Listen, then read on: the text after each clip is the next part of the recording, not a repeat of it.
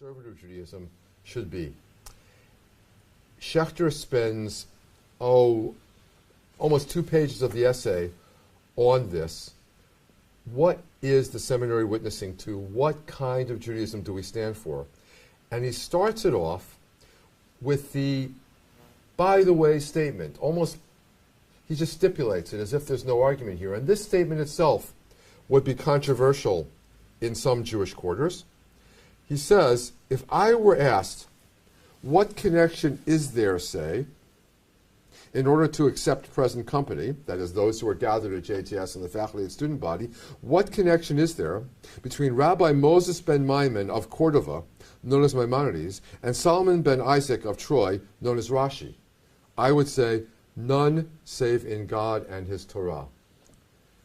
In other words, there's a lot of difference between Rambam and Rashi, and Schechter, rather than seeking to cover it up, now expands upon it for half a page. And I'm going to read you some of this just to give you the sense of how Schechter is not only owning up to, but glorying in, rejoicing in some of the diversity that occurs inside mandatory, mainstream Jewish tradition. The one lived under a Mohammedan government, the other under a Christian government. The one spoke Arabic, the other French.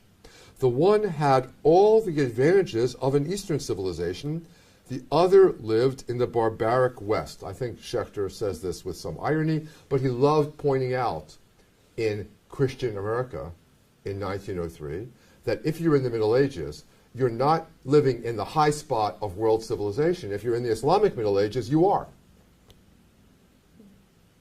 The one was a merchant, afterwards a famous physician in the great capitals of Cordova and Cairo. The other was a rabbi without salary in an unimportant provincial city. The one was a persona grata for many years of his life at the court of Saladin, quote, the most enlightened despot who ever sat on a throne, end quote. The other probably never had the good, or rather the bad fortune of ever speaking even to the chief constable of his place.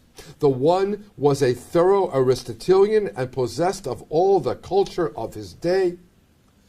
The other was an exclusively rabbinic scholar and hardly knew the name of Aristotle.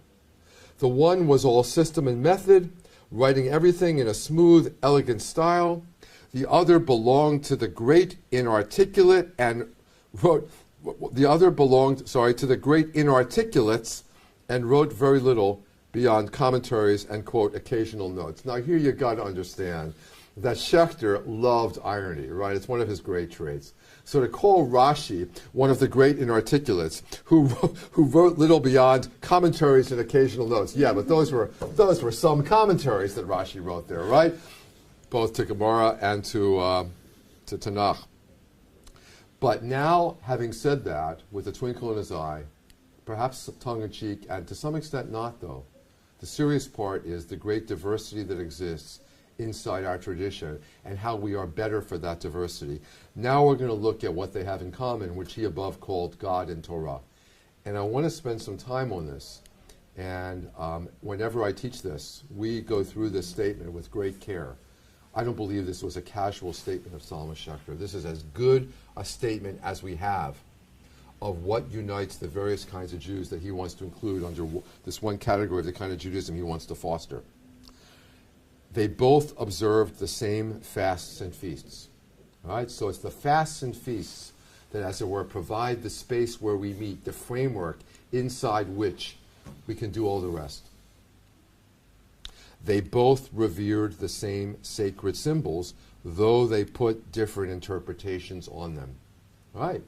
If you don't have the same sacred symbols, you can't agree to disagree about their interpretations. So in the first instance, it's the fasts and the feasts and the sacred symbols that are our meeting ground. That's where we start. That's not where we end, but that's where we start. They both prayed in the same language, Hebrew. Notice he doesn't say they both used exactly the same Siddur. But they both prayed in the same language, Hebrew. So Schechter takes a stand here exactly where Zachariah Frankel did when he walked out of the Reform Rabbinical Conference in the 1840s and founded the movement that became conservative Judaism. Hebrew. They both were devoted students of the same Torah. though they often differed in its explanation.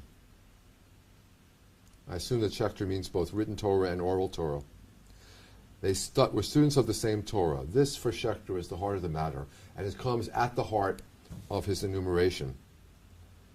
They both looked back to Israel's past with admiration and reverence, though Maimonides' conception of the revelation, for instance, largely varied from that of Rashi. So they place themselves in history. They feel responsible to that history. They feel obligated to that history. Part of that history includes revelation, but they disagreed in their account of what that revelation was.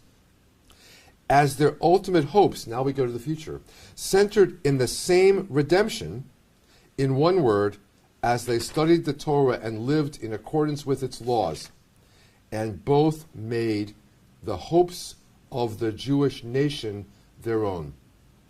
All right, let's go over that again. They studied the Torah and lived in accordance with its laws, and they both made the hopes of the Jewish nation their own. And as that was the case, the bonds of unity were strong enough even to survive the misunderstandings between their respective followers. I love that. Right? So it's like, if we could have put Maimonides and Rashi in the same room, they would have known how to talk to each other. They would have understood that they both subscribe to this list. But you know, our followers are not always as wise as their masters.